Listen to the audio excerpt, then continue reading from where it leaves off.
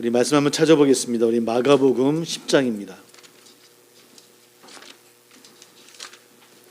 마가복음 10장 우리 35절 마가복음 10장 35절부터 보겠습니다.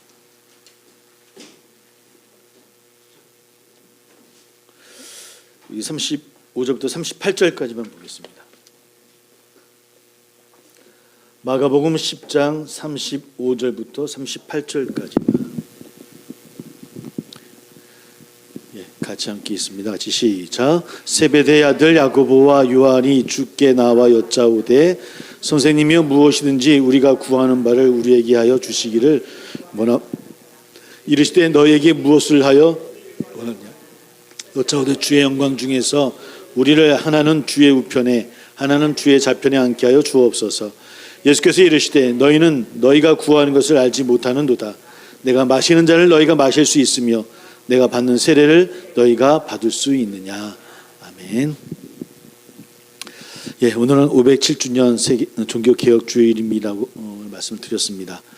매년 10월 마지막 주일을 종교개혁 기념주일로 지키고 있고요. 성 베드로 성당의 건축비 등을 확보하기 위해서 로마 가톨릭 교회가 면죄부를 남발을 합니다. 그러자 1517년 10월 31일 날 독일 비텐베르크 대학의 신학 교수였던 루터가 이에 항의하면서 대학 교회 정문에 95개조 방만문을 붙입니다. 이것이 이제 종교 개혁의 신호탄이 되어졌죠.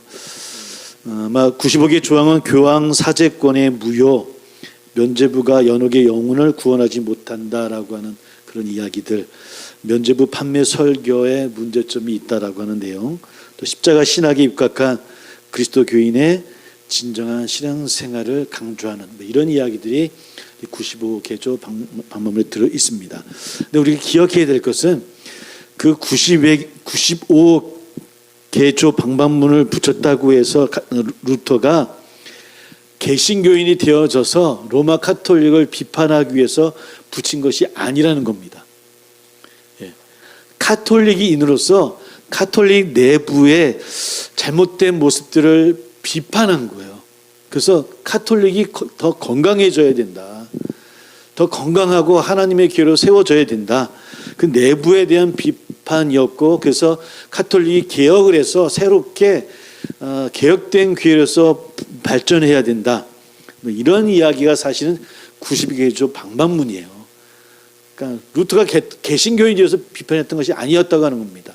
내부의 개혁, 내부의 비판을 했던 것이 물론 이제 종교 개혁의 이제 시발점이 되긴 했지만, 근데 사실 이로 인해서 이제 교황청에서는 이제 루터를 이제 파문을 하게 되어지고요. 그것뿐만 아니라 41개 항목으로 방만문을 다시 만들어서 루터를 이단화해요. 이단적인 쉽게 얘기하면 사제다라고 이야기를 하고 1520년 6월 15일 날 교황의 교서에 주여 일어나게 하소서라는 그 교서를 내면서 루터를 죽여야 된다고 이렇게 이제 그 지역 이제 지주들에게 또 왕들에게 이야기를 합니다. 압력을 넣은 거죠. 독일 의회에다가 루터를 처벌해 달라고 하는 그런 좀 쉽게 하면 경고, 처형토록 독촉하는 이런 일들이 일어나게 되어져요. 그래서 루터를 돕거나 소식을 주고받거나 그의 관계 맺은 모든 사람들이 다 구속되어지고 감옥에 들어가지고 이런 일이 일어나면서 어쩔 수 없이 그 왕가들과 손을 잡은 루터가 그때 목사들이 종교 개혁을 시작하게 되어지는. 종교 개혁할 때 누가 제일 고생을 많이 했을까요? 사실은 루터도 그건 많이 했는데 루터는 그래도 이 왕들의 귀족들의 조금 이렇게 서포트를 받아서 이렇게 여러 가지 좀 이렇게 방어막이 되어졌었는데, 사실은 함께 그 이야기 동의했던 사제들, 나중에 그분들이 개신교 목사들이 되어지죠. 시작되어지는데, 사실은 루터보다는 그 함께 동조했던 사제들, 이제 초대교회 아니라 그 종교 개혁 이후에 개신교 목사가 됐던 그분들이 굉장히 고생을 많이 합니다. 그래도 그때 해도 그 사제가 좀 기초들이 모두 좀 받고 헌금도 받고 그랬었는데 그때 이후로 모든 것이 다 끊겨요. 교황처럼.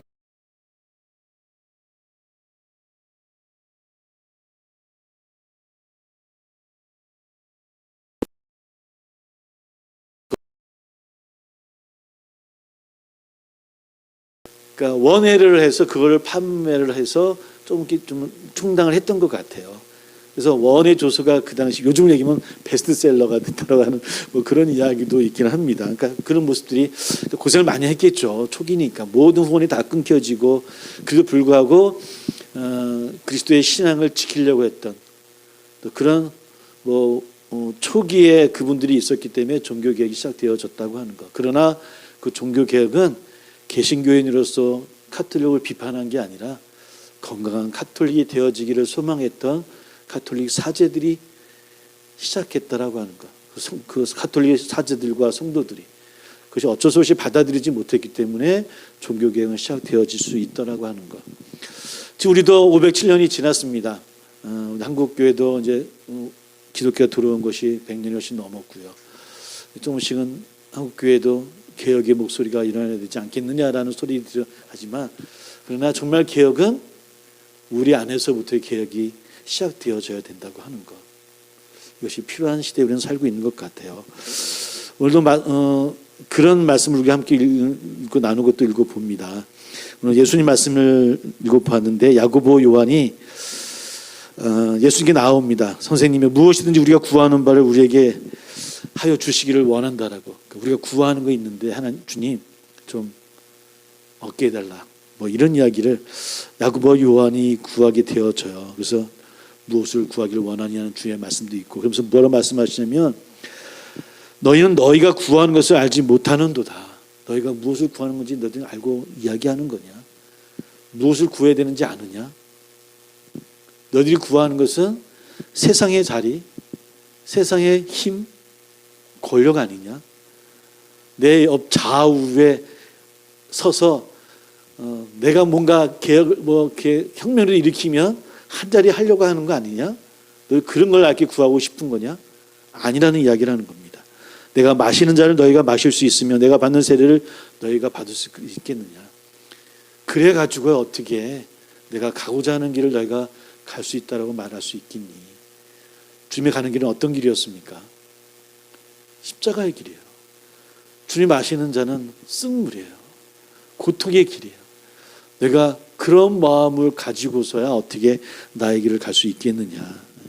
이것이 주의 말씀이고 야고보와 요한을 향해서 주시는 말씀이고 또 우리에게 주시는 말씀인 것 같아요.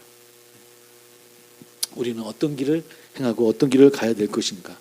그러면서 이 말씀 쭉 나중에 주시는 말씀들은 그런 겁니다.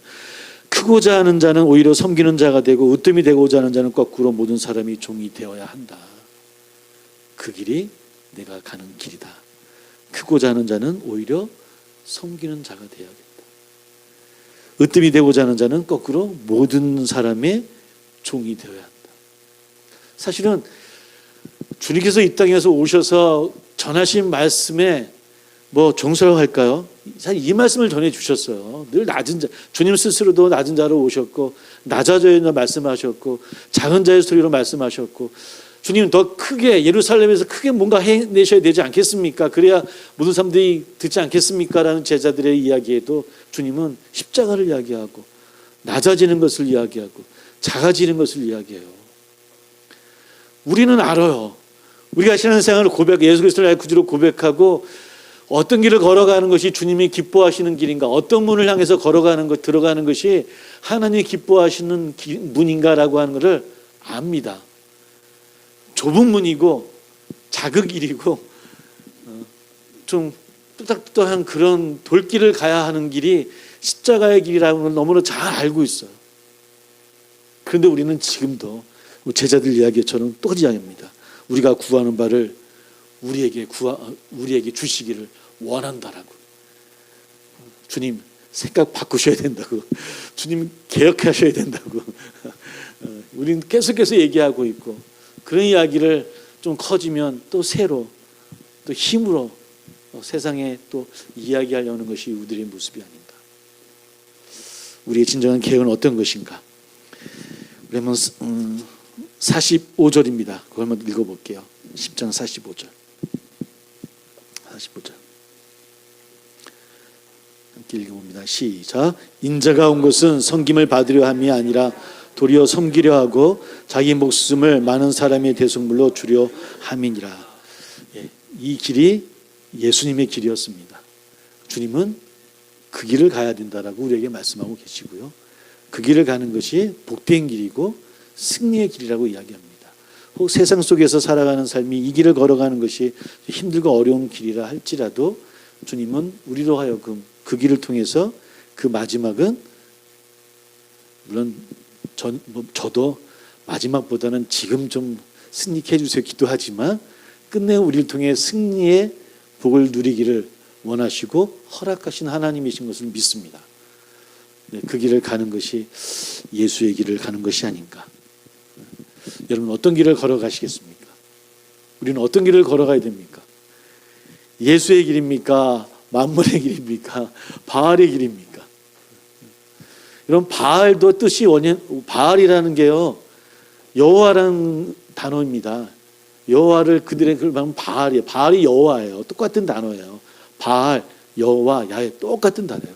다만 그 바알은 그들의 신으로 섬기면서 그 안에 만몬의 그런 물질의 신이라고 하는 의미들이 담겨진 게 바알이에요.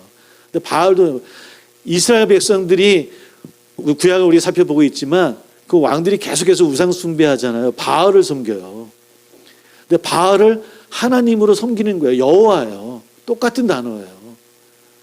근데 그것을 하나님이라고 믿고 섬기는 거야. 누가 노하십니까? 하나님이 노하신 거예요. 내가 원하는 것은 화려한 예배나 화려한 제물 이런 게 아니라고 말씀하시잖아요. 뭘 원하신다고 말씀하십니까? 순종을 원하시는 분이 하나님이시라고 이야기하는 거거든요. 순종이 뭐겠습니까? 이 신약 시대에 우리가 사는 우리들에게는 예수의 길을 가는 거 아니겠습니까? 예수님의 삶을 따라가는 삶이 바로 순종의 삶이 아니겠습니까?